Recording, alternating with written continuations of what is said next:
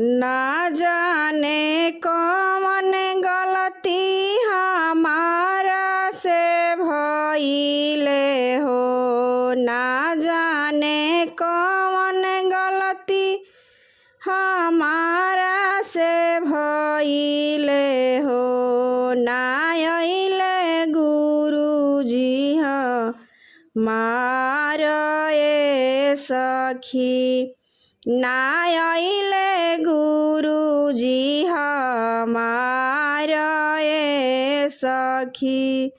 चर्चा कराई शिव की अंगना बोलवनी हो, अंगना बोलाई गुरु के आसन लगवनी हो। ना अइले गुरुजी हमार ए सखी, ना अइले गुरुजी हमार ए सखी। रहिया निहारत मोर थकले नयनावा हो, रहिया निहारत मोर थकले नयनावा हो। सुन बाणे आंगना दुआर ए सखी, सुन बाणे आंगना दुआर ए सखी। ना अइले गुरुजी हमार ए सखी, ना अइले गुरुजी हमार ए सखी।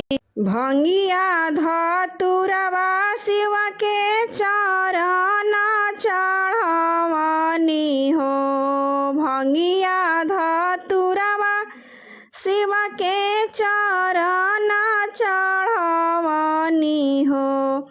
अब भांग गइले तबाई ए सखी, अब भांग गइले तबाई ए सखी।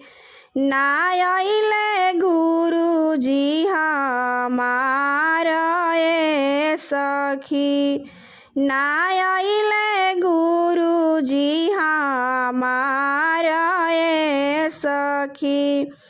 गौआ नगरिया से शिशिया बोलवनी हो, टोलवा महलवा से शिशिया बोलवनी हो। अब शिशिया गइली ऋषियाई ए सखी, अब शिशिया गइली ऋषियाई ए सखी। ना अइले गुरुजी हमार ए सखी, ना अइले गुरुजी हमार ए सखी। हाथ जोड़ी पौआ पड़ी गिरनी सरनिया हो, हाथ जोड़ी पौआ पड़ी गिरनी सरनिया हो। आ गइले गुरुजी हमार ए सखी, आ गइले गुरुजी हमार ए सखी। सब दुख गइले ओराई ए सखी, सब दुख गइले ओराई ए सखी।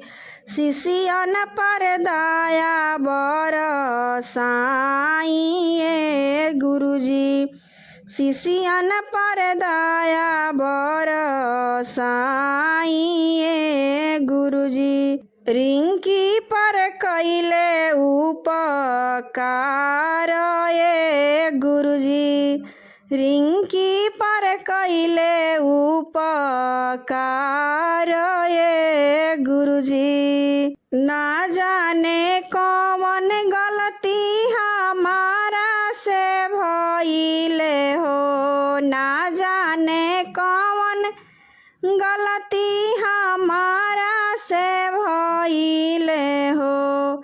ना अइले गुरुजी हमार ए सखी, ना अइले भोला जी हमार ए सखी, ना अइले महादेव हमार ए सखी, ना अइले महादेव हमार ए सखी।